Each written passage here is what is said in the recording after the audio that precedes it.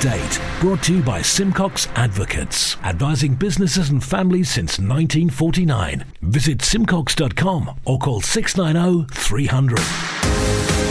Manx Radio's Update with Andy Wint.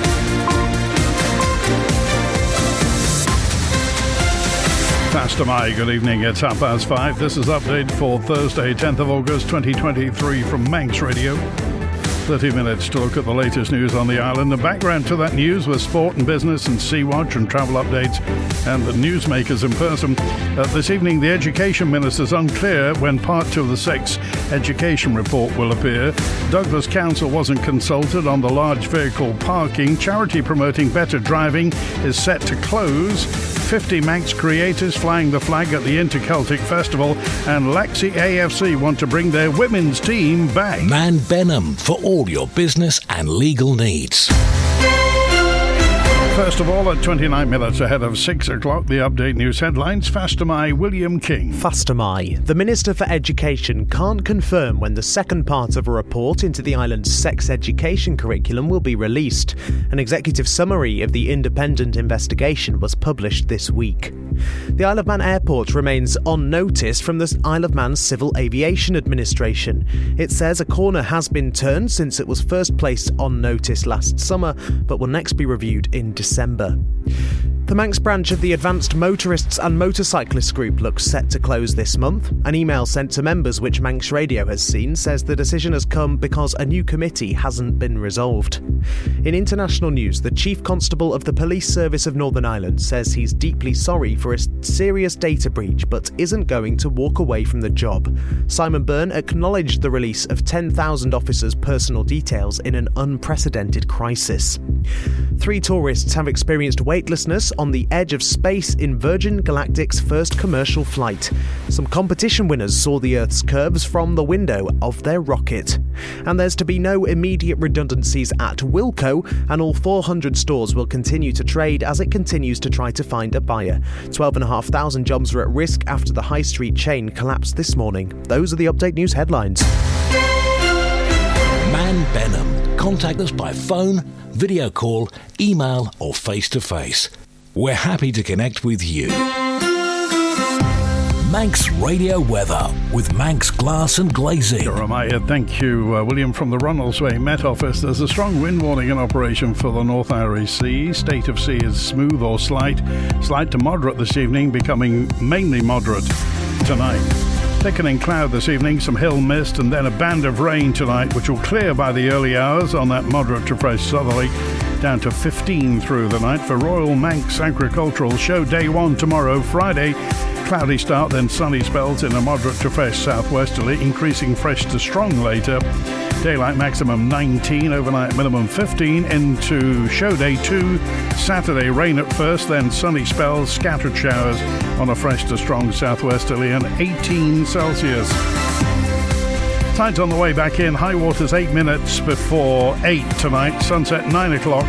Low water 7 minutes after 2 a.m. Sunrise 12 minutes to 6 tomorrow morning. And the morning high water at 9 minutes past 8. Visit the Manx Glass and Glazing website and see a range of products from windows to doors, mirrors to splashbacks. manxglass.com.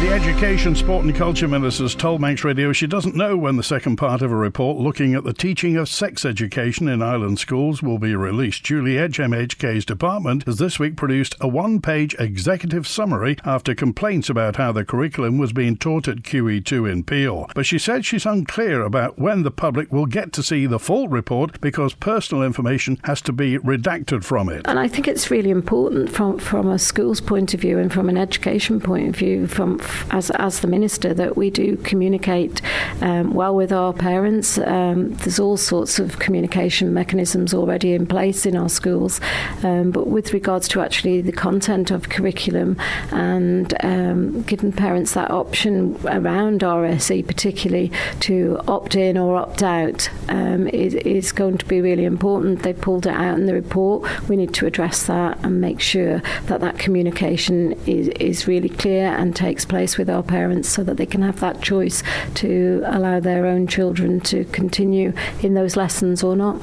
And it might be fair to say that many parents might have differing opinions about what's appropriate. So how do you draw the line between what is, as has been discovered, is age appropriate in these lessons? So obviously we've said that we are now going to discuss with our professionals when schools are back in September, and we won't come forward with a revised curriculum until we're completely satisfied that it's the appropriate curriculum for the Isle of Man. And they're talking about a smaller group of teachers, when it does come back, being encouraged to specialise in this subject. Why wasn't it a specialist subject to begin with? And was it too broad? Were teachers essentially put in quite an unenviable position by having to teach these classes? Their recommendation is individual specialist area, and I'm keen to see that our teachers are delivering the best quality for our students, and that parents can be confident in that, but also that the same curriculum is delivered throughout the island. And this has been focused around one of our secondary schools, as in QE2. However, we need to make sure that the curriculum's delivered with high quality from our teachers in all of our schools. The leader of Douglas Council says the council wasn't consulted about Department of Infrastructure's proposal to restrict overnight parking for large vehicles. A letter was sent to local authorities across the Isle of Man detailing the department's plan, which is asking for details of roads and streets where vans and other big vehicles can park. Councillor Claire Wells said they've had responses from people who are in favour and against. The council hasn't actually been formally consulted on it, and I think what we need to make very clear is that there are two different types of parking. There's obviously on-road parking and off-road parking, or off-street and on-street, whichever way you want to put it. And the council is responsible for off-street parking, and that's what we look at. And this is solely about on-street parking, and that is entirely down to the DOI, and it's down to their policies and what they want to do and what they want to change. We've not been formally consulted about it, and we haven't discussed it at all. I know that there is a report coming to the Executive Committee in September. We will be given the opportunity to discuss it, but nothing at all has come to the Council formally in relation to this. We've had parties on both sides, people who are in favour of the changes, people who are not in favour of the changes. And for us, we just need to have a look at it as a whole, because it has pretty serious impacts on the whole of Douglas City, because ultimately there is nowhere else to go. So it's, if you're going to stop people from parking in particular areas, what alternatives are going to be provided for where they can go? And these are the things that I think the DOI need to consider before they think about changing the regulations at the moment. Of course, it's going to affect everybody. It's not just the city of Douglas. It's throughout the Isle of Man, because ultimately, people have got their work vehicles. A lot of people only have work vehicles now. They don't have their own private cars, so they use their work vehicles to go from home to wherever their place of work is. So yes, it's going to impact everybody. It's going to have a big impact. Update brought to you by Simcox Advocates. 2 teenagers have appeared in court following an incident which left another teenager requiring hospital treatment earlier this week. Tessa Hawley was in court for Manx Radio. The girls, who are aged 14 and 16 but who can't be identified for legal reasons, have both been charged with a fray. They're accused of threatening unlawful violence against 2 other teenage girls in Lord Street car park on Tuesday, the 8th of August. The court was told the allegation centres around a fight on the land near to Barbary Coast at around 7 o'clock that evening. Police had yesterday appealed for witnesses to the altercation, saying one person had received treatment for their injuries at hospital. They also urged members of the public who'd intervened at the time in order to separate the group to come forward. The 2 girls will appear before a juvenile court on the 16th of August. Bail was granted with a number of conditions, including a curfew. Magistrates also banned them from having any contact with each other or the alleged victims. Chair of the bench, David Christian, told them, "This is a serious matter that you are before the court for, and I hope you realise how serious. Make sure you keep out of trouble between now and your next court appearance." Laxey AFC are going to be holding an open meeting this week as part of plans to bring back a women's team at the club for the upcoming season. Barry Duncan, the assistant manager to Laxey's men's team, explains what the meeting's about and what the vision is to revive women's football in Laxey. So it's an interesting one because Laxey's youth setup is probably one of the best on the island. But we've found that we've got nothing for the girls then to aspire to, no pathway for them to go into. At the moment we have 58 girls across 4 age groups, which again is the most we've ever had in the club.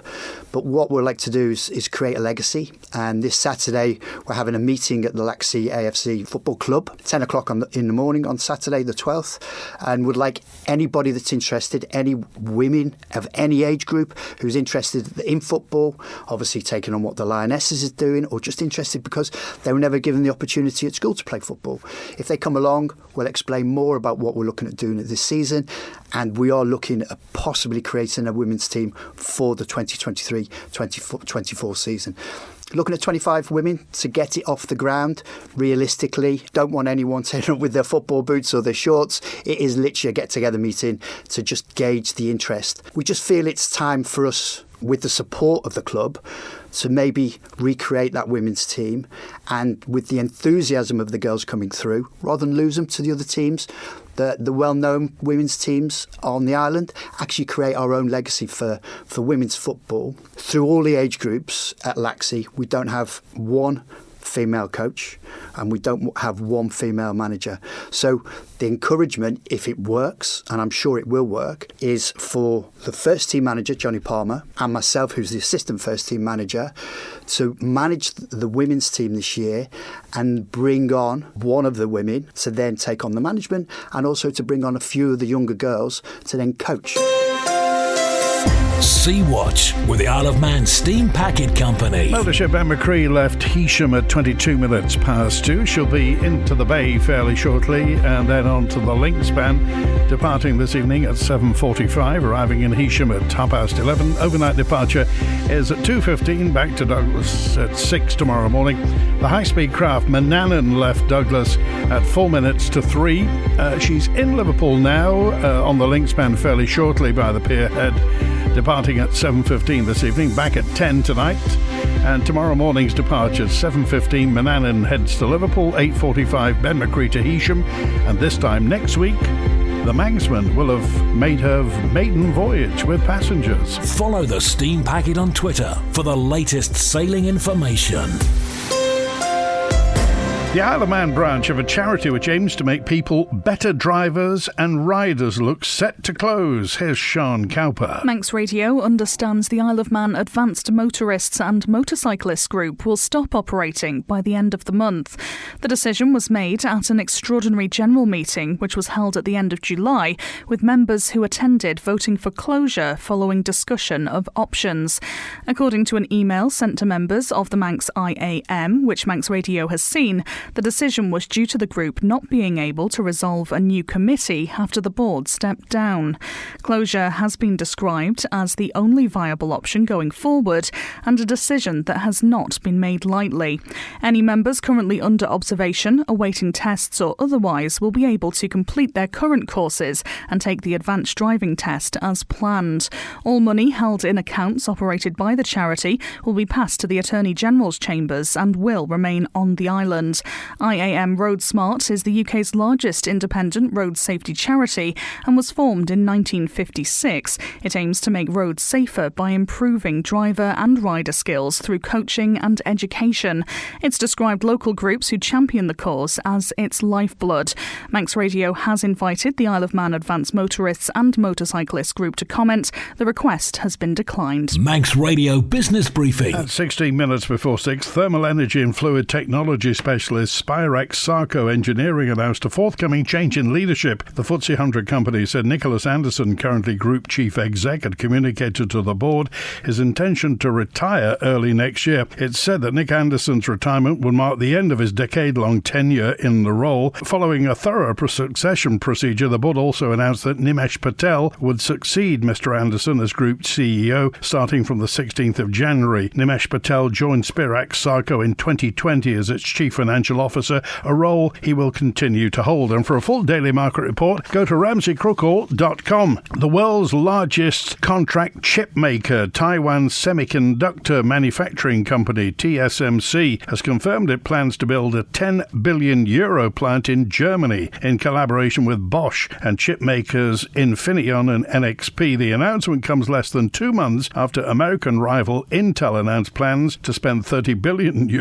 on 2 new chip plants in the country. Germany's government offering generous subsidies worth around €20 billion to chip makers as part of an effort to boost its tech sovereignty. The UK has received criticism for setting aside just €1 billion for this. Most chips today come from Asia, but the EU is aiming to double its share of the global semiconductor market from 10 to 20% by 2030. The Stock Market Report, brought to you by Ramsey Crookall. UK and European markets closed higher as investors digested a fresh round of corporate earnings and a key US inflation print. The dollar fell and oil stabilised as OPEC remained positive on the oil demand outlook. Gold firmed, buoyed by a softer dollar. And the numbers now from Ramsey Crookall at the close in London. The FTSE 100 up 0.4% at 7,618. The DAX in Frankfurt up 0.9% at the close at 15,996. A short time ago in New York City, the Dow Jones Industrials up 0.6%, 35,345. The Nasdaq Tech Stocks Index up 0.7% at 13,816. And in the Midwest, the S&P 500 in Chicago up 0.6% at 4,495. In the exchange markets, the British pound sterling's trading at $1 27.1 cents, €1 15.4 cents, and 23 South African rand 80.7 cents. And in commodities, gold's up 0.3% at $1,919 per troy ounce, and a barrel of Brent crude is down 0.3% at $87.07. You've got an investment plan? Yeah, Mike set it up. But don't you need loads of money to do that? Not this one. It's called Shearwater from Ramsey Crookall, and you pay in monthly as little as £100. So it's like saving regularly, really helping us invest in the future. For a house, or the kids' education. £100 a month? I could easily do that. You should. The sooner you start, the better. Invest in your future with as little as £100 a month. Shearwater from Ramsey Crookall, the island's investment specialist for 75 years. Call 717171 or visit ramseycrookall.com. Licensed and regulated by the Isle of Man Financial Services Authority. The Isle of Man in 30 minutes. Update on Manx Radio with Andy Wint. Faster Mites, 13 minutes before 6. Around 50 artists, musicians and dancers are currently representing the Isle of Man at the festival, which attracts an annual visitor count of 1 million. The Manx delegates, Grania Sheard, has been telling William King about this year's Manx contingent at the Interceltic Festival in Lorient in Brittany. We've got a fantastic delegation of around 50 individuals, musicians, artists, dancers. So our big act this year are unclear. We've also got Ruth Kegan. I've just come from a concert of hers with Rachel Hare. It was wonderful. We also have Scathenjerg, which are a dance group of nearly 40 strong, with their youngest member being about 3 or 4 years old, right up all the way up. We won't name the age of the eldest person, but it's a all ages dance group. And we also have a new trad group called Bochnage. There's also a Euro-Celtic art exhibition with visual artists from all over the Celtic diaspora, all over the Celtic nations. And this year we have Jo Davies, who you may have seen her work on the island. Everything has been absolutely amazing. It can get up to 1 million people over 10 days. 850,000 is your floor, and 1 million's probably the ceiling. So somewhere in between there are the people that come through this festival. We are proportionally the smallest Celtic nation that come. However, we are given equal weight, equal standing, and we are treated with respect and celebration, and we are very, very popular here for our tradition, our culture, our heritage, our music, our dance. It's a wonderful thing for someone to recognise the Isle of Man, not just for the TT, not just for cycling. Those things are important aspects, but that it's wonderful to be recognised for our contribution to the wider Celtic cultural tradition. Manx Radio Sport. Faster My, Rhiann Evans. Faster My, good afternoon. Well, the countdown is on for those ready and raring to go in this year's Isle of Man Marathon and Half Marathon. It's a record year for entries, with 90 people set to compete in the full marathon and 383 in the half, many of whom are coming to compete from across. Organiser Mo Kelly says both races are wide open for the taking. It's very difficult to say because there's runners coming from off island. We don't know what their abilities are, what their standard is. What we have offered this year is £150 cash for anybody who sets a new course record. So whether anybody will or not, because the records are pretty good, so we just have to wait and see, really. There's just no telling. The action gets underway in Ramsey this Sunday. That's the 13th of August, with the marathon starting at 8:30am and the half getting underway at 9. Runners will start on Ramsey Promenade and head towards the old Grand Island site. From there, the route follows the road to Bride and then to Andreas and St Jude's before heading back to Ramsey. Half marathon runners will complete 1 lap, and it's 2 laps for the full marathon runners. Drivers are being asked to be aware of 473 runners on the road on Sunday, and those races are also the first in a series of 6 races in 6 days, known as the No Rest for the Wicked competition. And it's the final day of track and field action in Trinidad and Tobago for the Commonwealth Youth Games. Manx racer Jack Kinraid is set to compete in the men's 800 metre final, which starts at 9:15pm our time. Manx Radio Travel, driven by Quayside Tyres and Service Centre. Inbound at Ronaldsway, the 5:25 Loganair from Manchester came in a couple of minutes early. Next inbound, the 10:08 Loganair from London City, 5:08 Loganair from Liverpool, the 8:05 EasyJet from Manchester, and the 9:25 EasyJet from Gatwick, all on time. Outbound, 6 o'clock Loganair to Liverpool is on time. Then it's the 9:25 EasyJet to Manchester's on time, and the 9:05 EasyJet to London Gatwick on time. Remember, the mountain roads closed tonight between 6:30 and 10:30 from Barrule Park, Ramsey to the Craig for hedge cutting and verge cutting, and the access from Sulby is closed from 6 o'clock to the mountain. In Kirkmichael, 24-hour 3-way signals on the main road for some snagging work, and in Derby, temporary lights on the coast road between the Cronk and Derby for substation work. Ballymenic Road still got those phase closures for water main work. Temporary lights on Quines Hill in Port Sodrick for ditching work, and Garth Road closed between Tosserby Road and the Foxdale Road for bridge replacement work. In Peel, East Quays closed between the House of Manannan and the Road Bridge for work on the road and pavements, and there are temporary lights on Victoria Road in Douglas at the Falcon Cliff Terrace Junction for water main work. Also in Douglas, York Road's closed for resurfacing between Woodburn Road and Ballaquail Road. In Hillside Avenue in Douglas, that's closed until the middle of June next year, just off Circular Road, for adjacent office window replacement. Temporary lights on Lake Road in Douglas for work on the curbs. Annika Road and Cushag Roads closed in Farm Hill in phases for resurfacing. H&HMotorcycles.im for all your motorcycle requirements. Southgate Industrial Estate, opposite Quayside Tyres. Call 665646.